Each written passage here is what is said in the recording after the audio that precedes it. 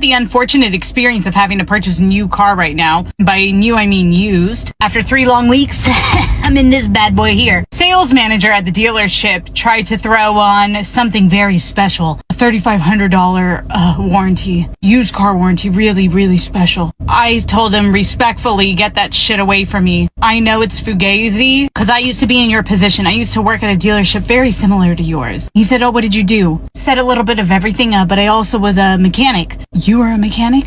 Do you want a job? We literally have no mechanics. And I kept hearing this online that there are no techs working. Come to find out, it's true. There literally are none. And who would have thought that would have happened? Oh, wait. All throughout the 2000s, we shitted on trade schools. We dismantled all the labor unions. We then started telling people who wanted to be technicians that they would be out of a job because robots would replace them. And then better yet, that EV would take over literally everything. So yeah, here we are, 2025, no technicians. And somehow the dealerships do not know that they have to somehow pay them a livable wage. Go figure. Flat rate is dead. I'm gonna tell you why. Flat rate comes from a day and age where cars were made to last and diagnostics led to replacing broken parts. Now we're chasing wires and shorted out modules that are shorting out 10 other modules. All of these are different computers that are talking to each other, and they're all in one truck. Now explain to me how I'm quickly supposed to find out that a brake module is stopping the tailgate from opening. All that testing? 0.3 of an hour. Flat rate is a system that rewards speed, not complexity. Cars are built too complex nowadays to be worked on at speed. You gotta take your time, get it right. The system's outdated. It's time for a change. So we saw a video of the Ford CEO saying that there's a shortage of technicians. That they have 6,000 empty bays. And he understands why now. So here's your answer, dude. This is why. This is why. Your answer is because you charge an insane door rate. Technicians don't take home even a third of that usually. You make junk vehicles. And your labor times suck. They're usually less than half of what it takes to do your job. Yeah. So take into consideration that we have to buy our own freaking tools. That's one. 2, your warranty times are shit. If an engine replacement pays 25 hours under customer pay, and then we go do it under warranty, it's freaking 10 hours. So you're screwing us up. You're supposedly helping out the customer at the cost of the technician's paycheck. So yes, that's the freaking reason why, not because your other stupid reasons that you mentioned. Right. That, and on top of overcomplicating simple things that you've had for years that have worked well, you constantly reinvent the wheel, model to model, year to year, making repairs more lengthy and difficult for technicians. That's why everybody's leaving the industry. Pretty simple. If you guys fix your reasons why there's a shortage of technicians, there wouldn't be a shortage. So this has nothing to do with colors, white or blue. If the pay was fair and everything else that comes with it was fair, then there wouldn't be a shortage on any freaking industry. The end. Adios. Imagine taking your car to a repair shop, only to hear the next available appointment is weeks away. Across many areas, that's becoming more common than ever. Auto repair shops are struggling to hire qualified mechanics, experienced technicians are leaving the industry, and younger workers aren't replacing them fast enough. So what's really happening? Is this just another labor shortage, or is the automotive industry facing a much bigger problem? For decades, becoming a mechanic offered stable employment and valuable skills. But today, many repair shops say finding experienced technicians has become one of their biggest challenges. As older mechanics retire, fewer young people are entering the trade. Many students are encouraged to pursue college degrees instead of skilled trades, leaving fewer people interested in automotive repair careers. The result?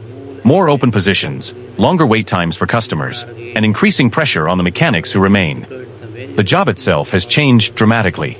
Modern vehicles are packed with advanced electronics, sensors, hybrid systems, and complex software. Mechanics today often need computer diagnostic skills in addition to traditional repair knowledge. You can't get young people to be mechanics because it's not a financially good decision to become a mechanic. it's not worth the effort that you're going to put into it. You got to think that the talent that you're competing for, these guys don't have to work on cars professionally.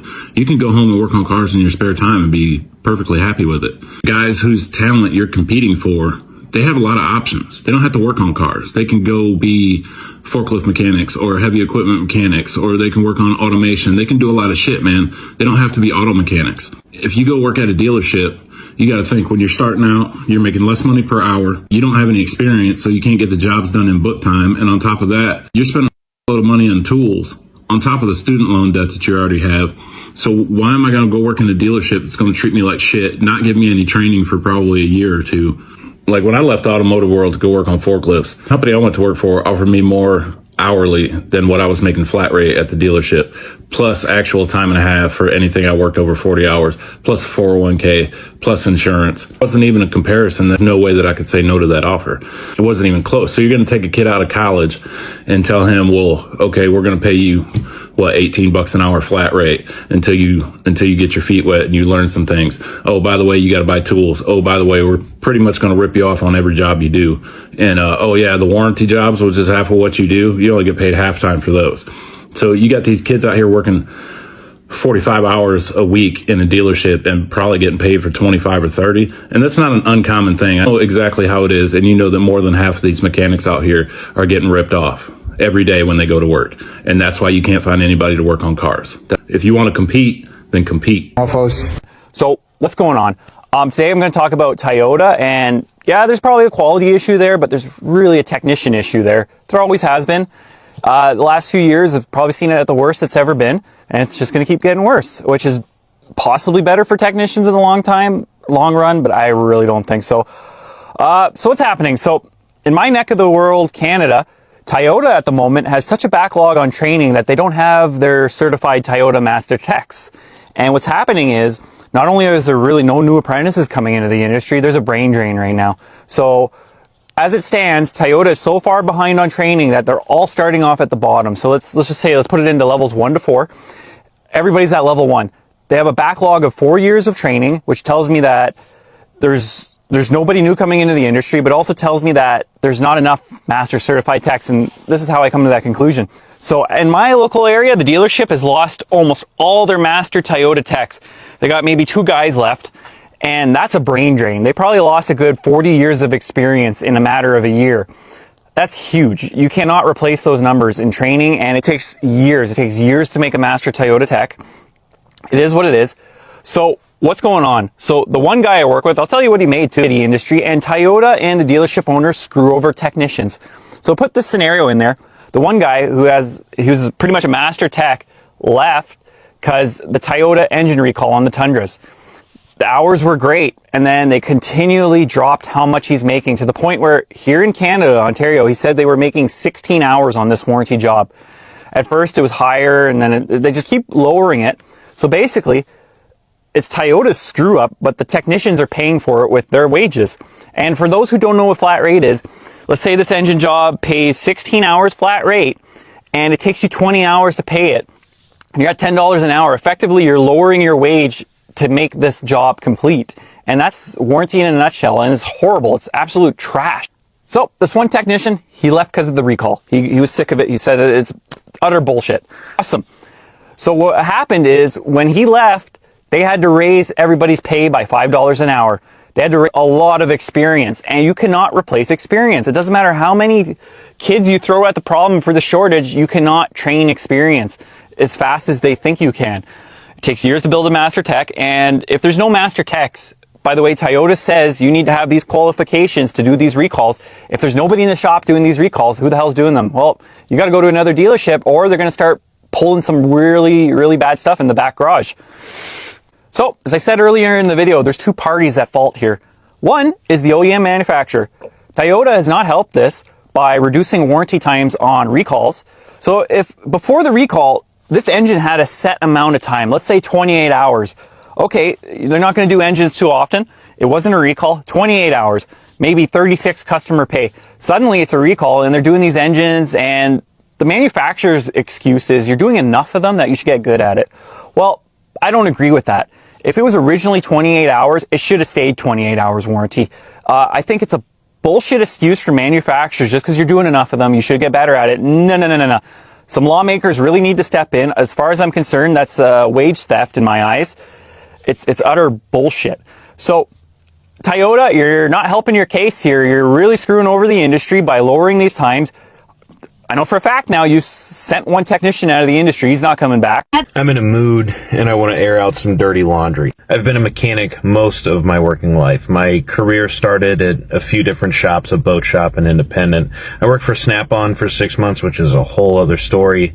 And then at one point I got a job at a local dealership and I spent 9 years there. I started at what was basically an apprenticeship and worked all the way to full certification. And by the time I left, it was anything from brake jobs all the way up to diagnosis and repair of hybrid electric vehicles. Now, periodically, management would have one-on-one meetings with their technicians about productivity. Now, if you don't know how most mechanics get paid, the easiest way to think about it is commission. It's commission. You are paid by work completed, not how many hours you've worked. So let's say you get a water pump job. According to the book, that water pump job pays 3 hours. So you get paid 3 hours, whether that job takes you 3, 6, or 2 hours.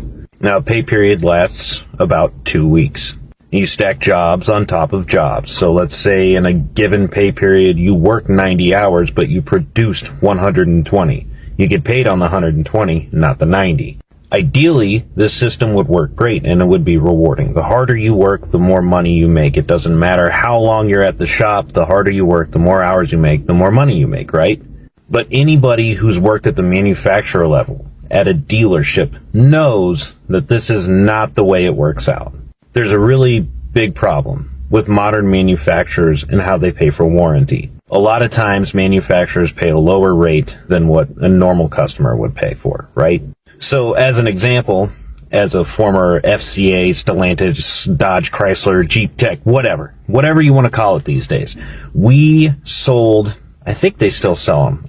They were going to discontinue them. I know that for sure, but we sold a small diesel engine called the Eco Diesel. We put it in half-ton trucks and Grand Cherokees and Wranglers for some awful reason. What you need to know is the 3-liter Eco Diesel is a pile of junk. And I've read people say that they love them to death. I've been inside the things. They are garbage. Initially, when this engine hit the sales floor, there was a bugaboo.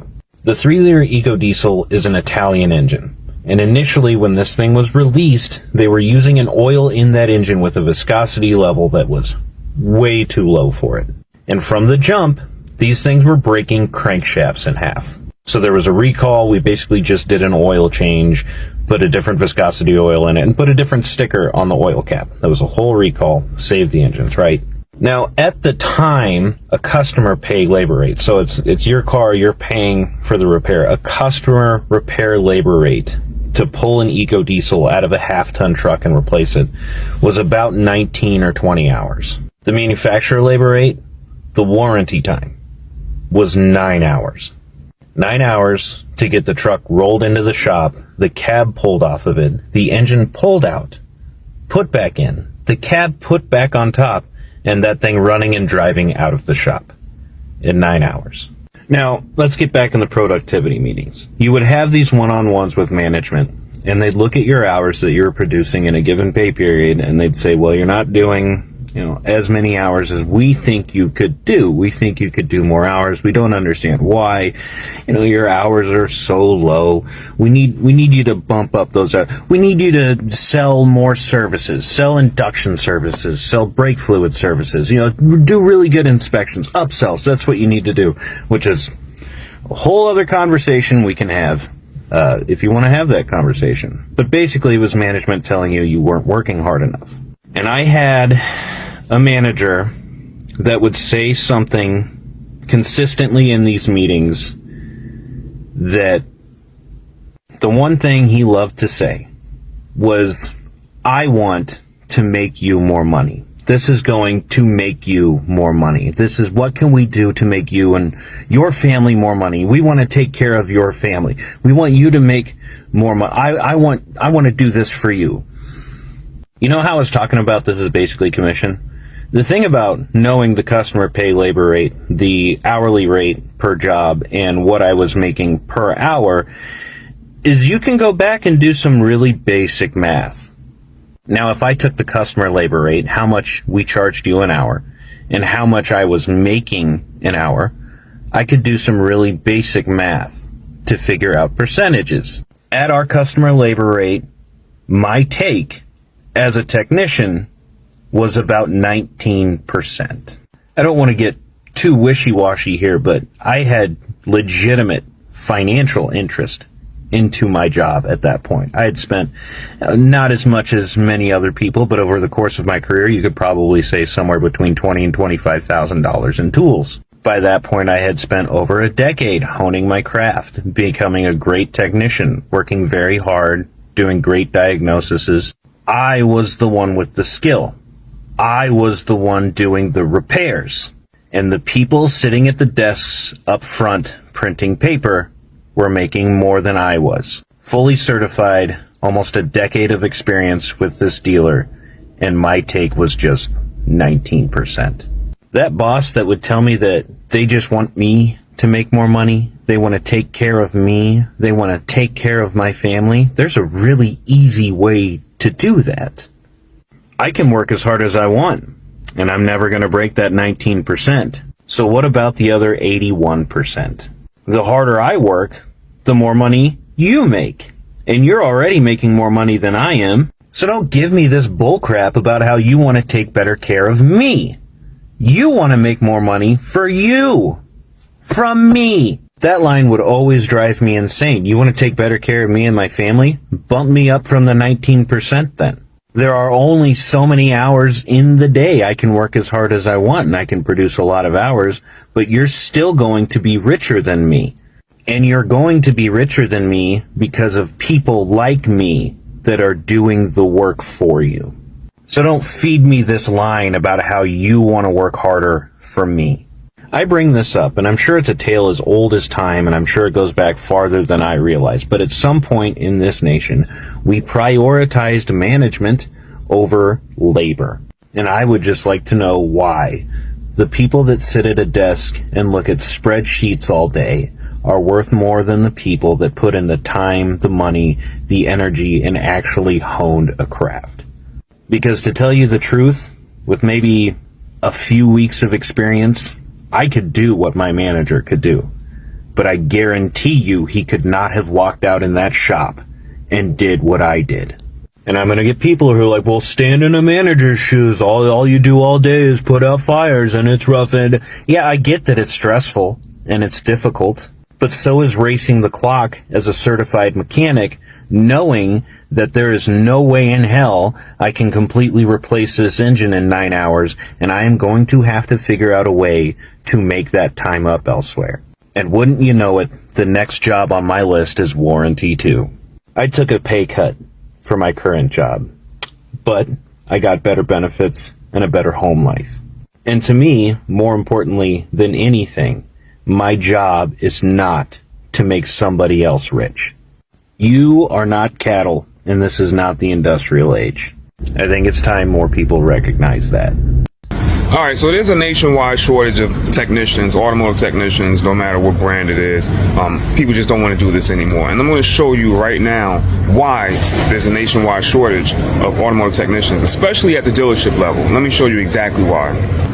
So this right here is the labor time for removing an HVAC assembly, the heater box inside the vehicle. We have an evaporator leak and the AC doesn't work. And this is the labor time from, I believe, All Data. I don't know if this thing will ever focus. Right there, All Data, pays 13.5 hours. See that? 13.5 hours labor to remove the HVAC assembly. Why don't this thing want to focus? And then this is the warranty labor time from Nissan. 4.8. They want me to do that HVAC assembly for 4.8 hours when All Data is saying that it takes like 3 times as much as the warranty time, 13.5. So many of you may not know how technicians get paid. We get paid by the job. If a job pays 2 hours, then we'll get 2 hours no matter how long it takes us to complete that job. Our hourly rate may be $40 an hour. We may get paid $40 an hour, $50 an hour, and we'll only get 2 hours worth of that time to do that job. If it takes us 3 hours, then we'll still get 2 hours for that. So this is the reason, this is exactly the reason why nobody wants to do this anymore. So I'm watching the Ford CEO say, we don't have any mechanics. We can't get anything fixed. You know, it's funny.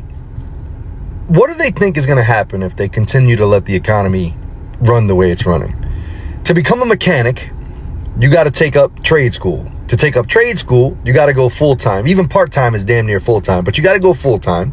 You got to take out debt to pay for the trade school. Then you have to have experience, because most places don't want to hire anybody with experience coming fresh out of anything.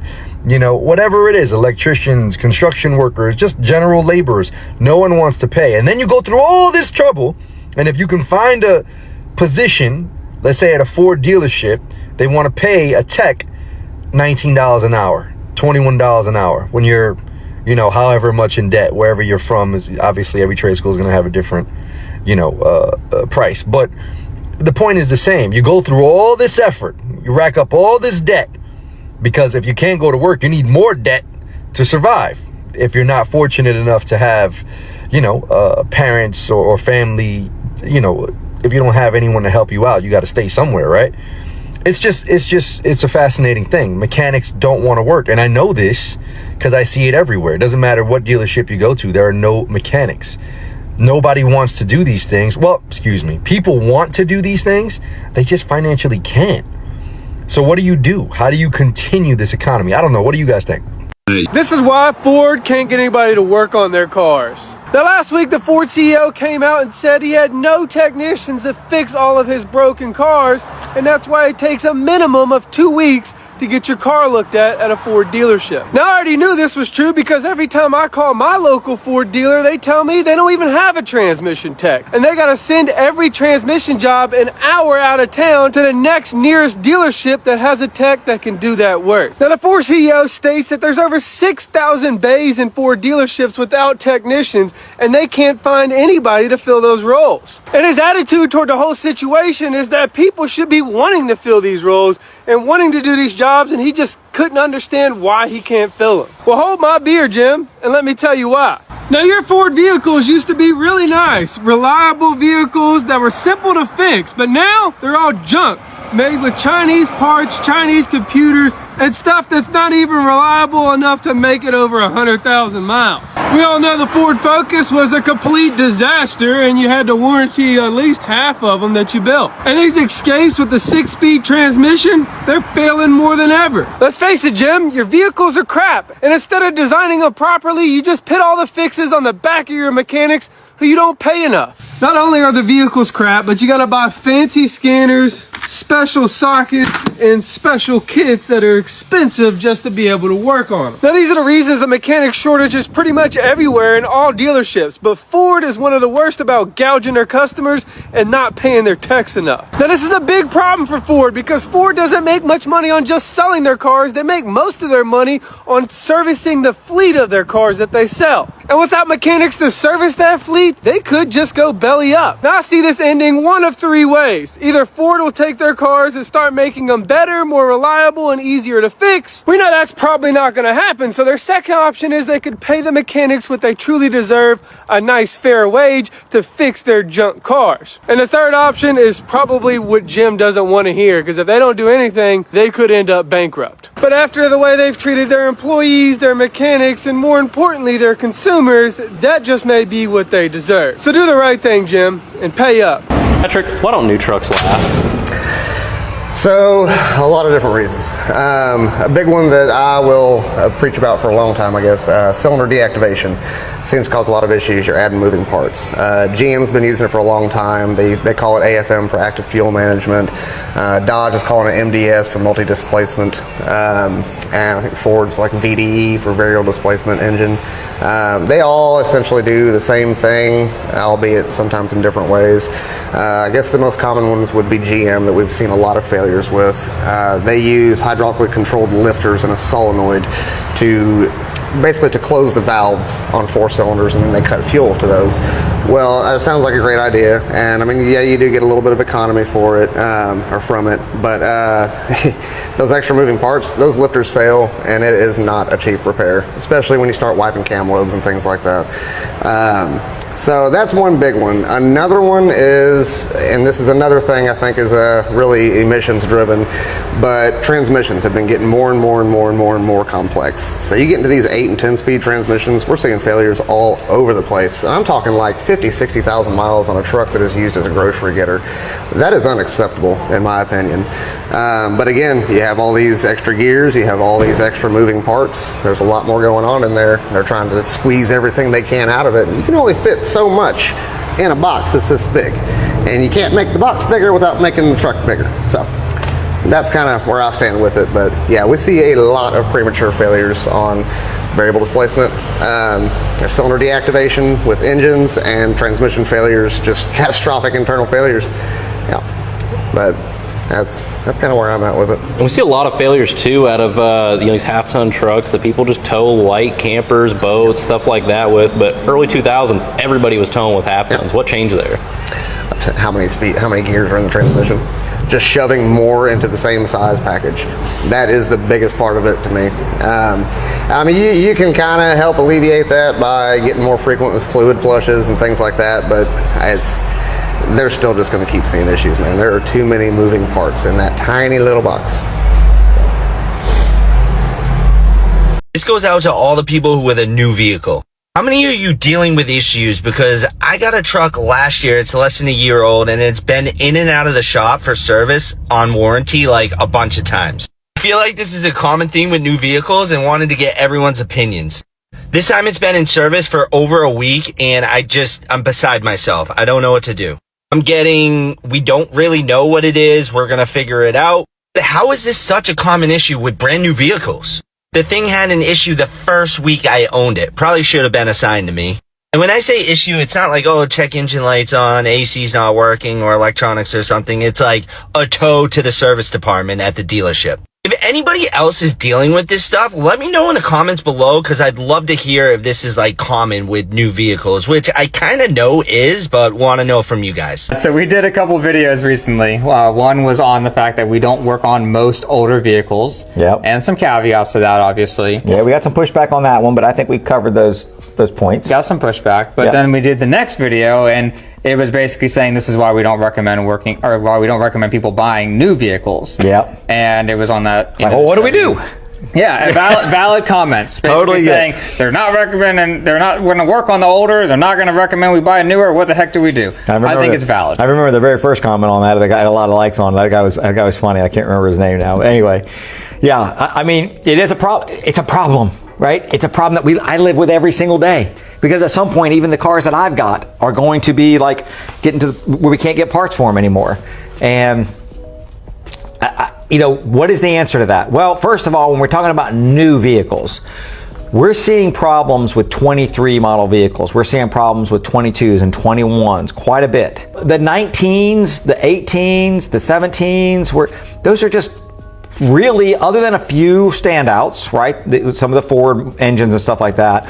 But other than those, we're not seeing like extra problems with them. Really the sweet spot to buy a used car at this point, or what we would consider, instead of buying brand new, I would say probably somewhere right now in 2026, between 2010 and 2019. Yeah. I think is a good sweet spot to go in. They're modern cars. They're going to have modern equipment in them. And we can still get, I say we can still get parts for them. I mean, there's if you're gonna go buy a 2013 Dodge truck with an ABS light on because it needs an ABS control module, and you think you're just gonna be able to fix that, you can't get the part, right? But that was even the case when they were 2 or 3 years old as well. Yeah, I mean, they weren't very old when those things went on back order, right? But yeah, I mean, I think 2010 to 2019, good wheelhouse for a vehicle. And those of you that have been watching the videos, you know what we like. We like Toyotas. We like Lexuses, Hondas. As long as it's not an earlier model V6, 3.5 like 2010 to 2014. You don't want that one. And not all of these vehicles are bad. Not all of them, that are new are bad. You know, I mean, I got a 22 Honda Odyssey. It's been good to me so far. You know, but again, we can't cover every single vehicle when we're having these videos. So the refrigerant is an issue. We're seeing a lot of AC issues with the newer vehicles. Yes. And that's what we were kind of trying to stress in that video. And now we've had a couple of heater core issues. Yeah. So that's another thing. And see, here's the thing with that. Those are expensive repairs. Those are really expensive repairs. So that, to us, it's like, wow, that's crazy that we're having to deal with that in these earlier vehicles, or this late model of a vehicle.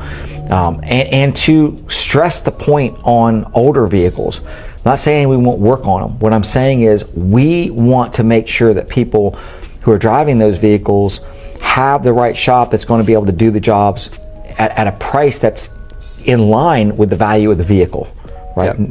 Not the fact that we don't want to work on them. It's just that, you know, and parts availability. I mean, we're going to see with this one, you know. We're not going to give that away in this video. The whole thing is this. We want everyone out there to understand it's not like Royalty Auto Service says they don't recommend a car, but then they don't work on this car, and what am I going to do with the car? We're just giving you facts. The whole point of all of our channels is like, we just want you guys to have the information. When we walk over there and you see a dashboard out of a 2023 vehicle, we want you guys to know that. And then you can make the decision. You might say, I still like the vehicle. It's still nice. I mean, I jumped in a 25 Sierra the other day when I was in Indiana.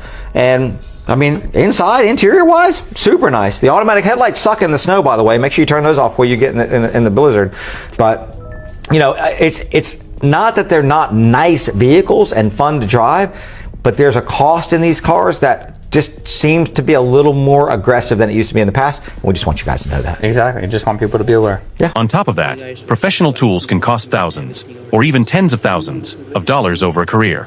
The work is also physically demanding, involving long hours, heavy lifting, and constant exposure to heat, cold, and chemicals.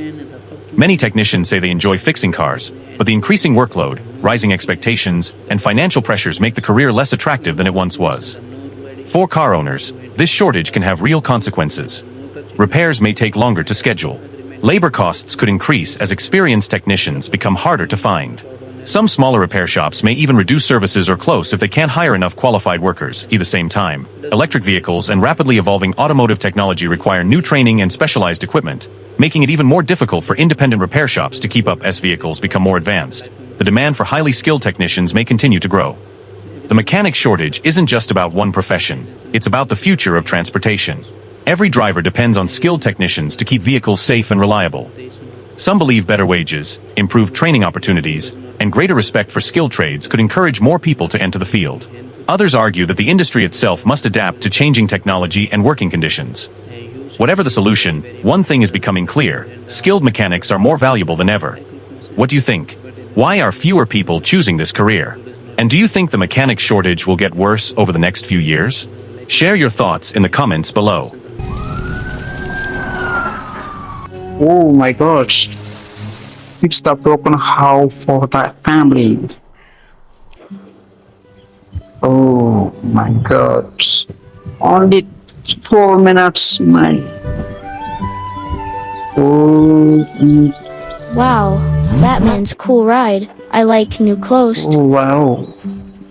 Oh Seemed like a shelter. my god. Safe at last. Incredible. Oh my god.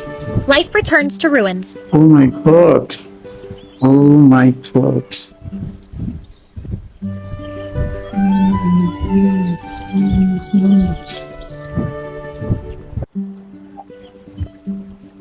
Oh my god, you. Oh, Look, glowing stone. The house is alive. wow, so beautiful, bro. Cool, a hamster house. Oh my Food appearing from thin air. Incredible. What's that? Ooh. Bro, you. And we got hamster. Oh my gosh.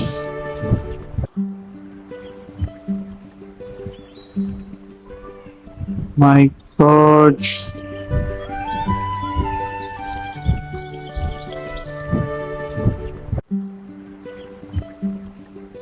Gold! A miracle found! Oh my god, gosh.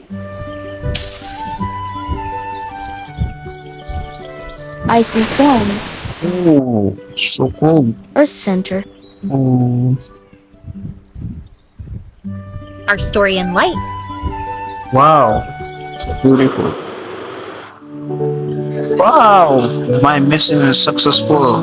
Look like something. Wow, so beautiful family.